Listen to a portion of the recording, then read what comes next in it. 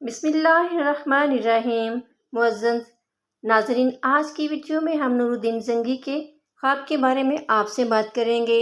ایک رات سلطان نور الدین زنگی رحمۃ اللہ علیہ عشاء کی نماز پڑھ کر سوئے کہ اچانک اٹھ بیٹھے اور نم آنکھوں سے فرمایا، میرے ہوتے ہوئے میرے آقا دو عالم صلی اللہ علیہ وآلہ وسلم کو کون ستا رہا ہے؟ آپ اس خواب کے بارے میں سوچ رہے تھے جو مسلسل 3 دن سے انہیں آ رہا تھا، اور آج پھر چند لمحوں پہلے انہیں آیا، جس میں سرکار دو عالم نے 2 افراد کی طرف اشارہ کر کے فرمایا کہ یہ مجھے ستا رہے ہیں۔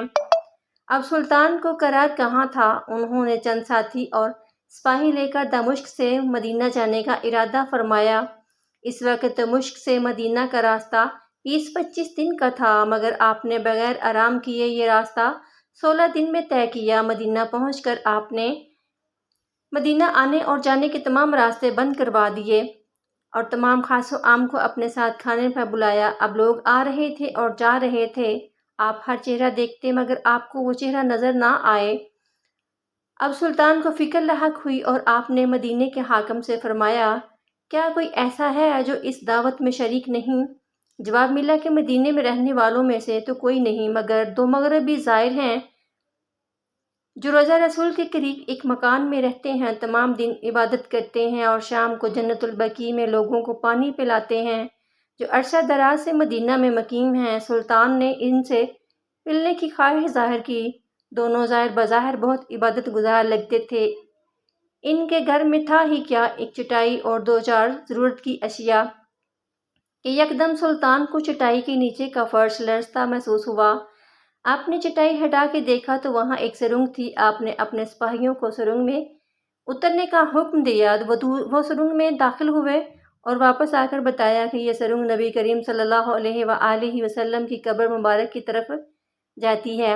یہ سن کر سلطان کے چہرے پر غیظ و غضب کی کیفیت طاری ہو گئی۔ آپ نے دونوں زائرین سے پوچھا کہ سچ بتاؤ کہ تم کون ہو؟ حیل و حجت کے بعد انہوں نے بتایا کہ وہ یہودی ہیں اور اپنی قوم کی طرف سے تمہارے پیغمبر کے جسد اقدس کو چوری کرنے پر مأمور کیے گئے ہیں۔ سلطان یہ سن کر رونے لگے۔ اسی وقت ان دونوں کی گردنیں اڑا دی گئیں۔ سلطان روتے جاتے اور فرماتے جاتے کہ میرا نصیب کہ پوری دنیا میں سے اس خدمت کے لیے اس غلام کو چنا گیا۔ اس ناپاک سازش کے بعد ضروری تھا کہ ایسی تمام سازشوں کا ہمیشہ کے لیے خاتمہ کیا جائے۔ سلطان نے ممار بلائے اور قبر اقدس کی چاروں طرف خندق کھودنے کا حکم دیا، یہاں تک کہ پانی نکل آئے۔ سلطان کے حکم سے اس خندق میں پگھلا ہوا سیسہ بھر دیا گیا۔ سیسے کی یہ خندق آج بھی روضہ رسول صلی اللہ علیہ وآلہ وسلم کے گرد موجود ہے۔ کہا جاتا ہے کہ سلطان خود اس سرنگ میں گیا اور دوسرے کنارے پر پہنچا تو دیکھا کہ سرنگ حضور صلی اللہ علیہ وآلہ وسلم کی آرام گاہ تک پہنچ گئی تھی اور آپ کے قدم مبارک کھل گیا تھا۔ سلطان نے قدم مبارک چوم کر اس سرنگ کو بھروایا۔ رسول اکرم صلی اللہ علیہ وسلم، ان کے صحابہ رضوان اللہ علیہ اجمعین، حضرت ابوبکر رضی اللہ تعالیٰ عنہ، حضرت عمر رضی اللہ تعالیٰ عنہ کی قبور کی بے حرمتی کرنے کی بار بار کوشش کی۔ آپ تینوں مدینہ منورہ میں مسجد نبوی شریف میں دفن ہیں۔ دشمنوں نے بار بار کوشش کی کہ ان کے اجسام مبارک کو ان کی قبروں سے نکال لیا جائے تاکہ مسجد نبوی شریف اور مدینہ منورہ توجہ کا